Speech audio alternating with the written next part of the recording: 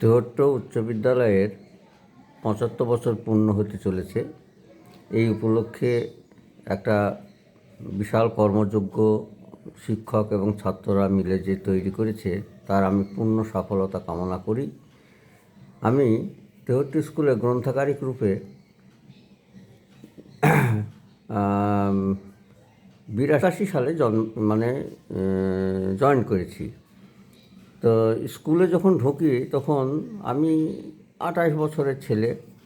তো সেই সময়ে যে সমস্ত শিক্ষকদের কাছাকাছি আমি এসেছি, বিশেষ করে ভবেশ বিশ্বাস, গণেশ পাল, অভয়বাবু, তারপরে অশোকবাবু, আরও অনেক শিক্ষক মশাইদের আমি সান্নিধ্যে এসেছি এবং তাদের ভালোবাসা, শাসন এবং কীভাবে চলাফেরা, আদব কায়দা, সব কিছু নিয়ম শৃঙ্খলা অনেক শিখেছি। অনেক বিনয়েন্দুবাবুকে দেখেছি সুশৃঙ্খল একটা জীবন, গণেশবাবুকে দেখেছি একটা নিয়মানুবর্তিতা।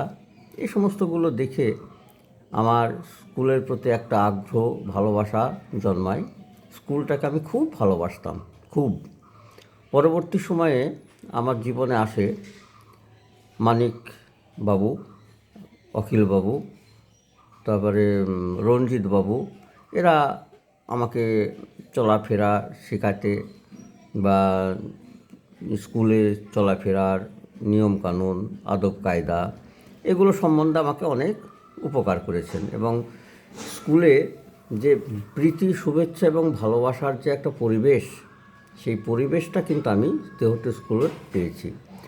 অত সুন্দর একটা স্কুল, অত সুন্দর পরিবেশ আমার মনে হয় নদিয়া জেলার আর কোনো স্কুলে আছে কি না এ বিষয়ে আমার যথেষ্ট সন্দেহ আছে। তো এই স্কুলের যাতে পূর্ণ সাফল্য লাভ করতে পারে, তার জন্য আমি সকলের কাছে, ছাত্র শিক্ষকের কাছে আবেদন করছি, তারা যেন স্কুলটাকে যথাযথভাবে আরও সুন্দরভাবে গড়ে তোলেন এবং স্কুলের আরও শ্রীবৃদ্ধি হোক, এই শুভকামনা করি। Thank you sir. স্কুলে আমাকে সবাই হাস্যকৌতুকের একটা নেতা বলে মনে করত। অবসর সময়ে আমি, মানিকবাবু, তারপরে দেবিকা, ব্রজবাবু, এরা সবাই মিলে চুটকি প্রতিযোগিতা হতো এবং সবাই আমার কাছে দুঃখ অবস্থায় এসেও একটা হাসির মুখটা দেখতে পেত। আমি সবাইকে হাসানোর চেষ্টা করতাম যাতে হেসে খেলে জীবনটাকে সুন্দর করে উপভোগ করা যায়। মানিকবাবু আমার সঙ্গে পূর্ণ সহযোগিতা করত।